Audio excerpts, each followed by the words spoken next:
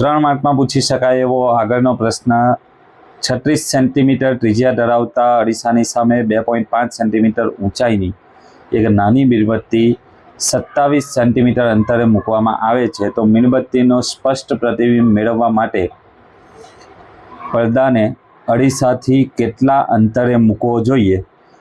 પ્રતિબિંબનો પ્રકાર, ઊંચાઈ જણાવો તથા જો મીણબત્તીને અરીસાની નજીક ખસેડવામાં આવે તો પડદાને કેટલો ખસેડવો જોઈએ અથવા કેવી રીતે ખસેડવો જોઈએ એ પ્રશ્ન છે. બરાબર. તો હવે બેટા આપણી પાસે છે અંતર્ગોળ અરીસો. બરાબર છે. કયો અરીસો છે? અંતર્ગોળ અરીસો છે. બરાબર.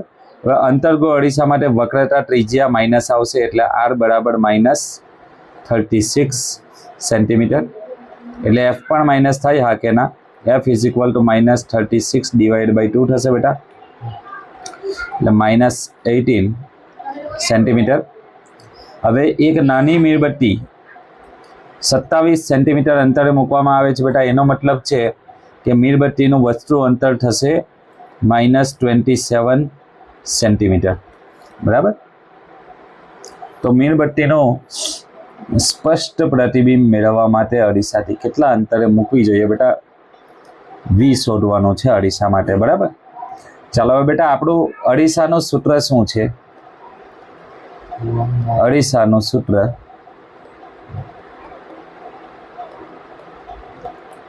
(1/f) is equal two 1/u plus 1/v. બરાબર છે. હવે v શોધવાનું હોય ને બેટા એટલે u 1/u ને આ તરફ લઈ આવીએ માટે 1/f minus 1/u is equal to 1/v થશે. બરાબર. હવે લસા લઈએ બેટા તો u ક્રોસ અહીંયા એક સાથે ગુણાશે, f અહીંયા સાથે ગુણાશે, u minus f divide by uf થશે. બરાબર. Is equal to 1/v. માટે v ને કરતા બનાવીશું તો v બરાબર થશે બેટા uf over u minus f. બરાબર. તો આ સમીકરણ આપણું ફાઇનલ આવશે. ક્લિયર? ચાલો બેટા તો આ સમીકરણ જે છે એમાં આપણે કિંમત મૂકીશું. બરાબર છે. ચાલો કિંમતો મૂકીએ.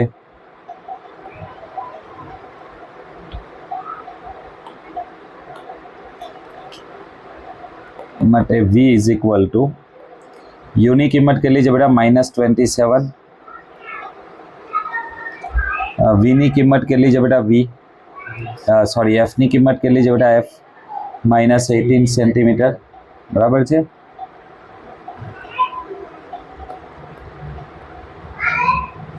ડિવાઈડ બાય u ની -27 અને માઇનસ માઇનસ પ્લસ થશે f ની કિંમત 18. બરાબર. તો માટે v ઇઝ ઇક્વલ ટુ શું આવશે બેટા? ઉપર માઇનસ માઇનસ પ્લસ થશે 27 મલ્ટીપ્લાય 18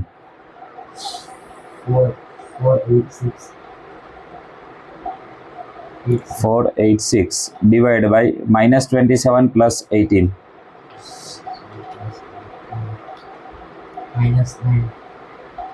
આનો ભાગાકાર કરો. મિત્રો 3 માર્કના ઘણા બધા ઇમ્પોર્ટન્ટ દાખલા છે જે યુટ્યુબ પર ઓલરેડી હું અપલોડ કરું છું. 2 માર્કના દરેક દાખલાનું સોલ્યુશન અપલોડ થઈ ગયું છે બેટા. તો બીજા વિદ્યાર્થીઓ સાથે શેર કરતા રહો અને જોડાયેલા રહો યજ્ઞેશ સર ફિઝિક્સ ચેનલમાં. આના પછી થિયરી પણ મૂકીશું ઇમ્પોર્ટન્ટ અને એમસીક્યુનો પણ પ્રયત્ન કરીશ કે મેક્સિમમ એમસીક્યુનું સોલ્યુશન પર તમારી સમક્ષ રજૂ કરી શકું. બરાબર છે. ચાલો v કેટલો આવશે બેટા? -54 સેન્ટીમીટર. બરાબર. કેટલો આવ્યો બેટા? v બરાબર -54 સેન્ટીમીટર. હવે u કેટલું હતું બેટા? જો -27 સેન્ટીમીટર છે. બરાબર. તો વસ્તુ અંતર કરતાં પ્રતિબિંબ અંતર વધારે મળે છે. હા કે ના? સમજાય છે બેટા? ચોક્કસ. માટે આપણે એવું કહી શકીએ કે વસ્તુ અંતર કરતાં પ્રતિબિંબ તેનાથી દૂર -54 સેન્ટીમીટર જેટલું દૂર જોવા મળશે. બરાબર છે બેટા? હા કે ના? ચાલો હવે મોટવણી શોધી કાઢીએ બેટા. પ્રતિબિંબનો પ્રકાર મોટવણી પરથી નક્કી કરીશું બેટા. મોટવણી. મોટવણીનું સૂત્ર શું આવશે? Lateral magnification m is equal two અરીસા માટે -v/u ચાલો અહીંયા માઇનસ માઇનસ પ્લસ 54 થશે ડિવાઈડ બાય યુની વેલ્યુ કેટલી છે બેટા યુની value u is equal to -27 કેટલું આવશે બેટા m ઇઝ ઇક્વલ ટુ -2 બરાબર છે કેટલી વેલ્યુ મળે છે બેટા એની બરાબર ચાલો એટલા માટે મોટવણી ઋણ હોવાથી આપણે કહી શકીએ બેટા કે પ્રતિબિંબ વાસ્તવિક અને ઉલટું મળશે કેવું મળશે બેટા વાસ્તવિક અને ઉલટું તથા વસ્તુ કરતાં મોટું મળશે બરાબર તો પ્રતિબિંબનો પ્રકાર શું આવશે વાસ્તવિક અને ઉલટું તથા વસ્તુ કરતાં મોટું મળશે હવે બેટા આપણે વસ્તુ કરતાં મોટું મળે છે એ પણ આપણે સાબિત કરવું હોય તો કરી શકાય બેટા બરાબર છે એ પણ આપણે સાબિત કરી શકીએ ચિંતા કરવાની કોઈ જરૂર નથી